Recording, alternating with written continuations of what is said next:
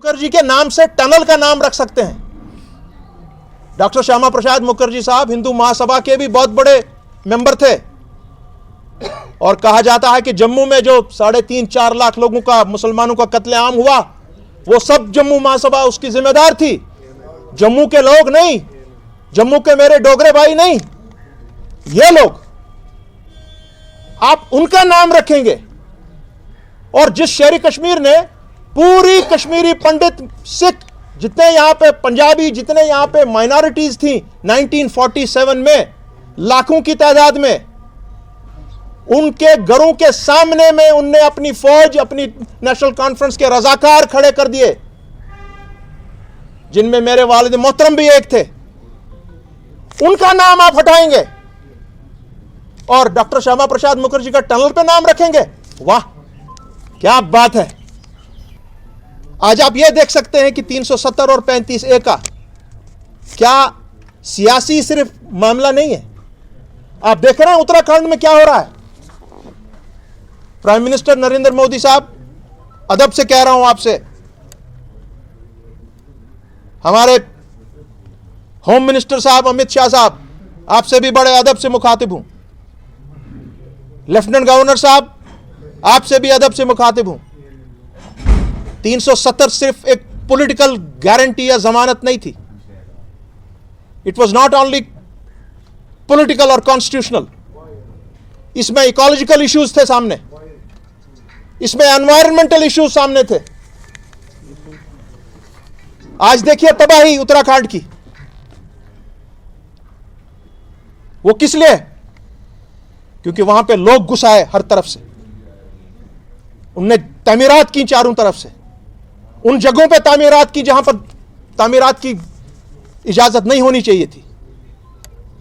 वही आप आज कोशिश कर रहे हैं ये 50 लाख लोगों को अंदर घुसाड़ने के लिए, उनको वोटिंग राइट्स देने के साथ साथ उनके लिए जगहें तामीर करने के लिए, पहाड़ों को लहूलुहान करने के लिए। जम्मू कश्मीर में भी यही हो सकता है जो उत्तराखंड में हुआ। 370 इन चीजों की भी जमानत देता था, इसलिए जमानत थी इसकी कि ऐसे लोग ना आए, यहां पर काम करने आए, बैठे हमारे साथ, मगर हम आपको बसा नहीं सकते यहां पर। इसका जो मामला है मैं ब्रीफली उस पर बात करूंगा। आपने तमाम डिस्ट्रिक्ट्स में तिरंगे की आड़ में, आर्म्ड फोर्सेस की आड़ में, रेवेन्यू के ऑफिशियल्स और उनके जो लोग काम करते हैं उनके साथ, उनकी आड़ में, हमारी एजुकेशन डिपार्टमेंट के आड़ में आपने वो फंक्शंस यहां पे डिस्ट्रिक्ट्स में की, लाल चौक में की, रैले की। ये फंक्शंस पब्लिकली हुआ करते थे तमाम जम्मू कश्मीर में, स्टेडियम्स में खचाखच भरा होता था वो।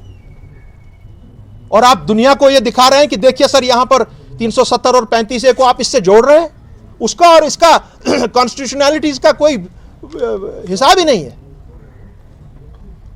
आप जितना भी बुलंद बांग या अपने दावे करें, सुप्रीम कोर्ट ने पहले ही आपको बोल दिया कि इन चीजों पर हमको, इनसे कोई मतलब ही नहीं है। और आज आप दूसरा निकाल रहे हैं कि अब जी कोई अंबानी जी से आएंगे, वो हैंडीक्राफ्ट पर बात करेंगे, इसको पूरा कोशिश करेंगे दुनिया के कोने कोने तक फैलाने की। हमारे हैंडीक्राफ्ट्स दुनिया के कोने कोने 100 साल से फैले हुए हैं, आज के नहीं। सो आज आप इन चीजों को आपस में जोड़ने के और हिंदुस्तान की पूरी आवाम को उनके ऊपर आप धूल झोंक रहे हैं।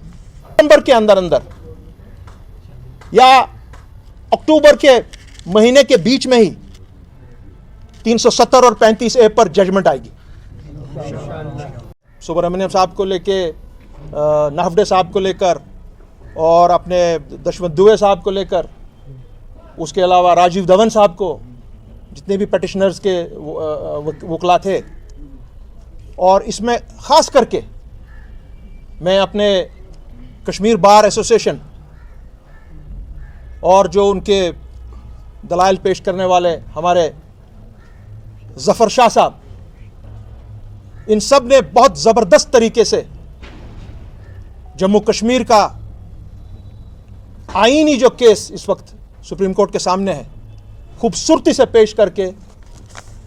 वो हमारे ओपनिंग बैट्समैन ने भी बहुत ज़बरदस्त काम किया, कपिल सिब्बल साहब ने। उसके बाद जो आए, उसके बाद 1 डाउन 2 डाउन मिडिल ऑर्डर, और अब इंशाल्लाह ट्यूसडे जो फाइनल हमारे जो स्लॉग ओवर्स में हमारे 4-5 काबिल तरीन वकला सामने आएंगे, जिसमें अवामी नेशनल कॉन्फ्रेंस की मनेका गुरुस्वामी साहिबा भी होंगी। हमें उम्मीद है उसके बाद शायद कुछ बाकी बचेगा नहीं। और जिस तरीके से ये केस पेश हुआ है, इसकी दलाइल पेश की गई, हमें उम्मीद है एक एक बारीकी से, एक एक नुक्ते पर बहस मुबासा हुआ, जानकारी ली गई। और कुछ चीज़ों की जानकारी तो शायद दिल्ली में भी नहीं थी लोगों को। ये मामला दिखा है अब कि जैसे मैंने आपको कहा था, हमारा केस एक वाटर प्रूफ केस है, वाटर टाइट केस है। 370 अपनी पैरवी खुद कर रहा है सुप्रीम कोर्ट के सामने। माननीय सुप्रीम कोर्ट को देख रहा है, क्योंकि सुप्रीम कोर्ट ऑफ इंडिया को पूरे वर्ल्ड में बहुत इज्जत की निगाह से देखा जाता है। जम्मू कश्मीर और लद्दाख के अवाम बेताब हैं, क्योंकि ट्यूसडे के बाद में जो इसके मुखालिफ हैं, 370 के मुखालिफिन, उनकी दलाइल सुनी जाएंगी। और शायद हमारे, जहाँ तक मैं एक पटिशनर की तौर पे कह सकता हूँ, हमारे वकला ने और 370 ने खुद वहाँ पर कोई चीज़, कोई कसर ही बाकी नहीं रखी है कि आप उसको, उनके आर्ग्यूमेंट्स को उल्टा कर सकते हैं, या जो 370 का आईनी और कानूनी जो उसकी शराइतें हैं उसको आप पलट कर सकते हैं। चीफ जस्टिस और उनकी जो 5 रुकनी बेंच है वो अपहोल्ड करेंगे कॉन्स्टिट्यूशन को, और जम्मू कश्मीर और लद्दाख के अवाम को पूरी जस्टिस देंगे।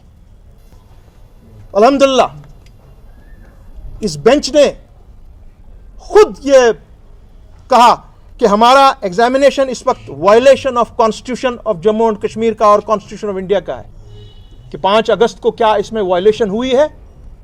गवर्नर ने गलत इख्तियारात इस्तेमाल किए हैं, प्रेसिडेंट ऑफ इंडिया ने गलत इख्तियार इस्तेमाल किया है, और जो फैसला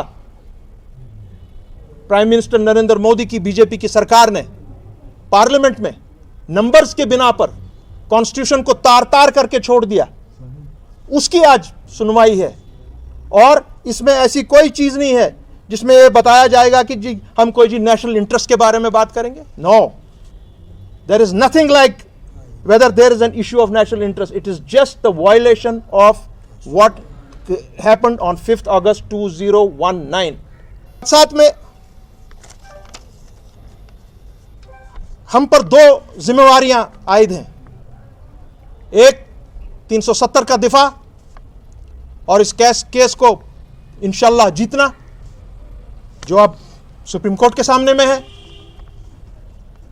और दूसरा कि बीजेपी और उनकी जितनी भी यहां पे प्रॉक्सीज काम कर रही हैं, जिस शक्ल शेप में वो काम कर रहे हैं, जो सियासी जमातों का नाम उनसे मुंसलिक किया जा रहा है, जम्मू कश्मीर और लद्दाख में हम सब लोगों का काम है कि उनको तमाम इलेक्शंस में, म्युनिसिपैलिटी हो, पार्लियामेंट हो, पंचायत हो या असेंबली हो, उनको जम्मू कश्मीर और लद्दाख से साफ करके छोड़ देना है।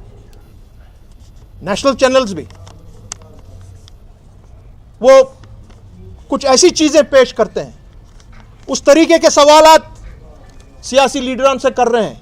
वो चाह रहे हैं कि किसी न किसी तरीके से, जो हमने एक यूनिटी करके इस केस को 4 साल लगातार इसके पीछे रह के, तमाम जितने भी हमारे यूनिट्स थे, जमातें अलग अलग थी, इकट्ठे करके किसी तरीके से इनमें फूट पड़े, फाड़ पड़े। वो आज भी इस कोशिश में लगे हुए हैं। सिर्फ कश्मीर ही नहीं है, इसमें आज जम्मू हमसे आगे चल रहा है। National Conference, PDP CPI, CPM, Awami National Conference, JKPM, Mission Statehood, IDP, Akali Dal Mann और जो भी बाकी हमारी जो तंजीमें हैं, वो सभी एज फार एज जो ये केस इस वक्त लगा हुआ है वो एक ही पेज पर है। और हम ये भी यकीन रखते हैं कि जो लद्दाख में अभी इलेक्शन आने वाले हैं और करगिल में, उसमें इंशाल्लाह बीजेपी का सफाया हो जाएगा। और मैं, क्योंकि हम 370 के बारे में ही बात कर रहे हैं इस वक्त, ये कोई मैं वार्निंग नहीं दे रहा, मैं एक एडवाइस अपने,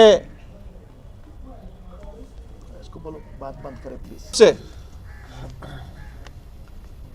तमाम उन साहिबान को जो बाहर से यहां पर काम करने आते हैं, वो हमारी सराखों पे, उनको जम्मू के लोग भी बहुत प्यार से रखते हैं, लद्दाख में भी बहुत प्यार से रखते हैं, कश्मीर में भी बहुत प्यार से रखते हैं।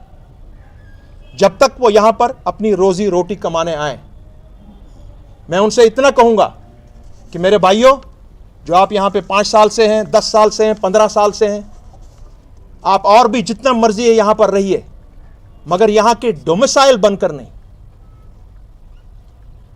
किसी सूरत में न जम्मू वो एक्सेप्ट करेगा, न लद्दाख एक्सेप्ट करेगा, न कश्मीर एक्सेप्ट करेगा।